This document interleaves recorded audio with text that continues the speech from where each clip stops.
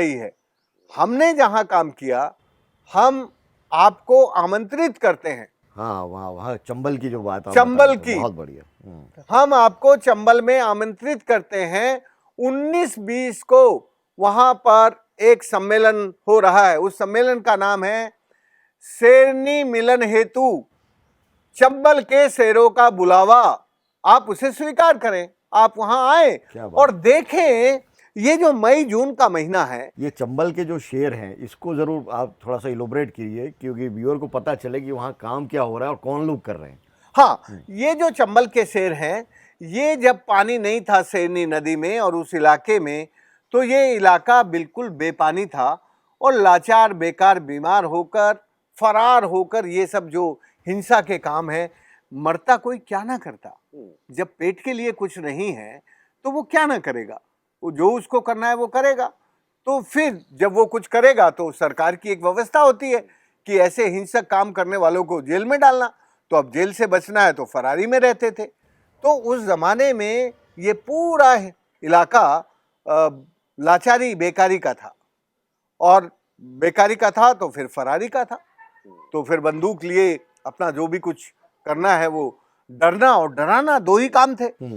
खुद डरना पुलिस से और लोगों को डरा के रखना, जिससे उनसे कुछ खींच सके। तो इन लोगों ने हमारे यहाँ की एक लड़की उस इलाके में ब्याही थी, अलवर की। तो उसने कहा, अरे वो जो आदमी है वहाँ अलवर में, उसने कमाल कर दिया, तो उसको यहाँ बुलाओ ना, तो ये पानी आ जाएगा तो हमारी खेती पैदा होने लगेगी। तो भगवती ने मुझे बुलवाया, भगवती नाम था उसका, चौंडकिया गांव था उसका। चौंडकिया गांव से उसने बुलवाया, मैं गया। भाई हम तो किसी के बारे में पूछते नहीं कि वहाँ शेर रहता है कि कौन रहता है। भाई किसी ने बुलाया है तो हम तो ऐसे ही अपना थैला उठा के चल देते थे। तो हम वहाँ गए, उन्होंने अपनी जमीन दिखाई। उसने कहा इस पे यदि पानी हो जाए, तो उसके पास 70 बीघे जमीन थी। तो उन्होंने कहा यहाँ तो बहुत अच्छा हो जाएगा।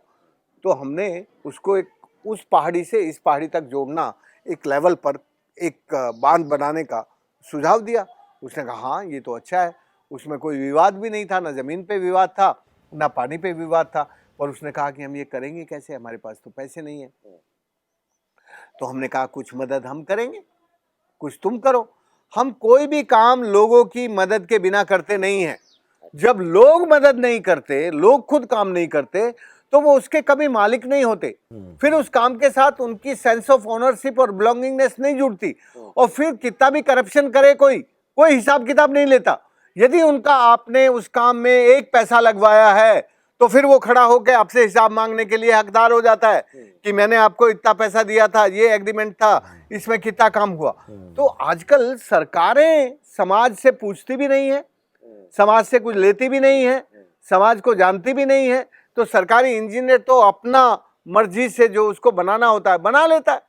लेकिन तरुण भारत संघ ने 13,800 बांध जोहड़ बनाए हैं इस धरती पर, कभी समाज के बिना नहीं किया।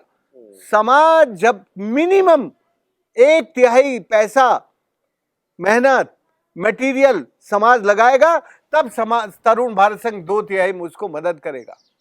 ये काम का तरीका है। तो समाज उसका मालिक होता है, बनने के बाद उसकी मेंटेनेंस सब होता है। तो सबसे पहले चौंडकिया गांव, फिर ये काम बढ़ता गया। फिर ये काम केला देवी और पूरी शेरनी नदी के कैचमेंट में, आज शेरनी नदी के कैचमेंट में 300 से ज्यादा बांध जोहड़ बन गए हैं। तो इन बांध जोहड़ों का जो रिचार्ज हुआ, वो रिचार्ज एवोपरेशन लॉस कम हो गया। एवोपरेशन लॉस कम होकर उस नदी में फ्लो बढ़ गया। तो वो जो नदी का पेरिनियल फ्लो हुआ, उसमें से बिजली, डीजल, इस सब का खर्चा भी खत्म हो गया। अब वो साइफन पद्धति से ऊपर की जो स्ट्रक्चर है, उसमें पाइप डाल के पाइप से खेती करते हैं। हमने फिर सबको पाइप दे दिए, स्प्रिंग्स दे दिए, तो जिससे पानी बर्बाद ना हो। तो एक तरह से जल का संरक्षण का काम किया।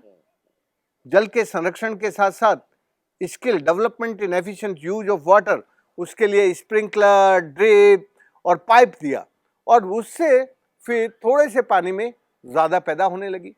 उसका परिणाम है कि आज मई के महीने में हमारी शेरनी नदी शुद्ध सदा नीरा होकर बह रही है। इसलिए मैं उन सब आलोचकों को आमंत्रित करता हूं जो ये देख लें कि नदियां इस तरह के काम करने से कैसे बहने लगती हैं, कैसे एवोपरेशन लॉस रुक जाता है, वो देखना, वो सीखना बहुत जरूरी है।